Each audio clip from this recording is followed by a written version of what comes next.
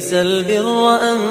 تولوا وجوهكم قبل المشرق والمغرب ولكن البر من آمن بالله واليوم الآخر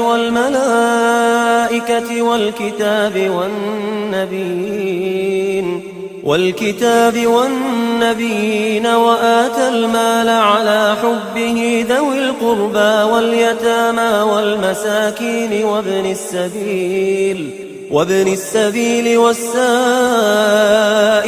وفي الرقاب وأقام الصلاة وآتى الزكاة والموفون بعهدهم إذا عاهدوا والصابرين في البأساء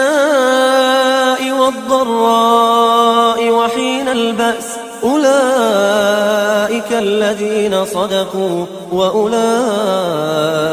هم المتقون. يا أيها الذين آمنوا كتب عليكم القصاص في القتلى الحر بالحر والعبد بالعبد والأنثى بالأنثى فمن عفي له من أخيه شيء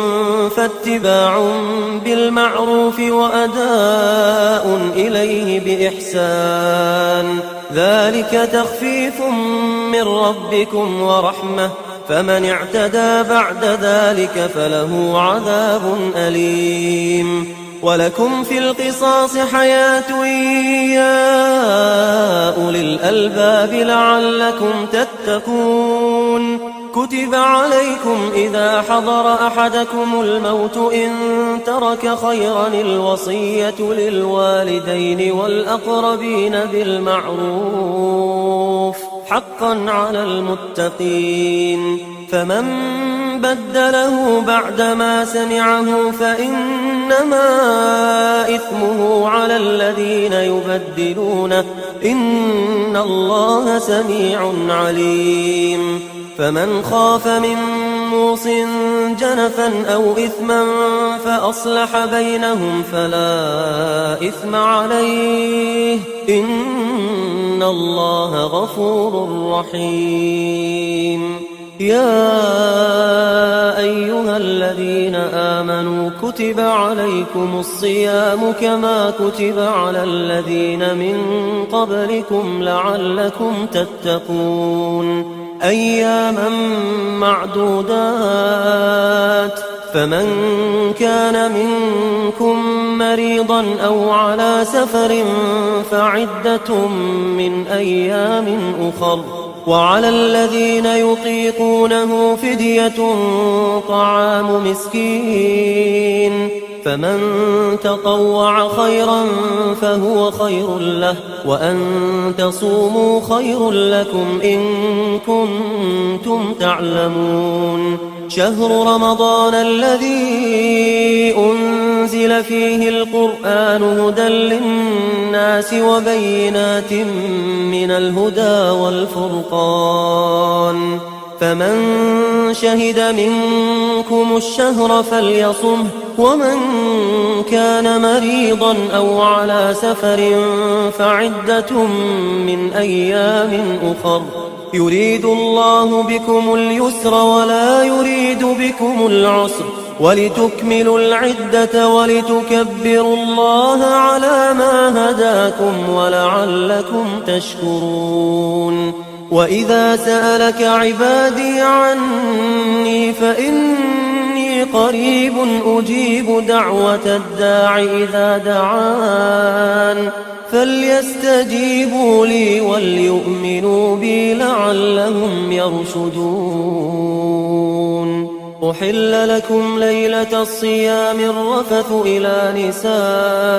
نسائكم هن لباس لكم وأنتم لباس لهن علم الله أنكم كنتم تختانون أنفسكم فتاب عليكم وعفى عنكم فالآن باشروهن وابتغوا ما كتب الله لكم وكلوا واشربوا حتى يتبين لكم الخيط الأبيض من الخيط الأسود من الفجر ثم أتموا الصيام إلى الليل ولا تباشروهن وأنتم عاكفون في المساجد تلك حدود الله فلا تقربوها كذلك يبين الله آياته للناس لعلهم يتقون ولا تأكلوا أموالكم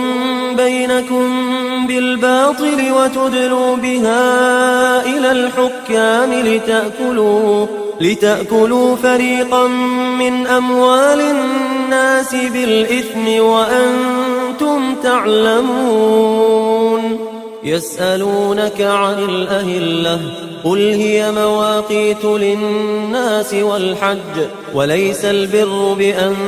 تأتوا البيوت من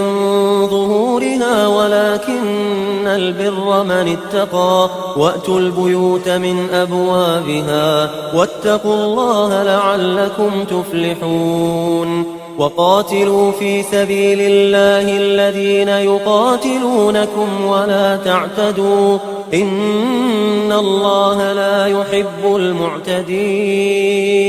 واقتلوهم حيث ثقفتموهم وأخرجوهم من حيث أخرجوكم والفتنة أشد من القتل ولا تقاتلوهم عند المسجد الحرام حتى يقاتلوكم فيه فإن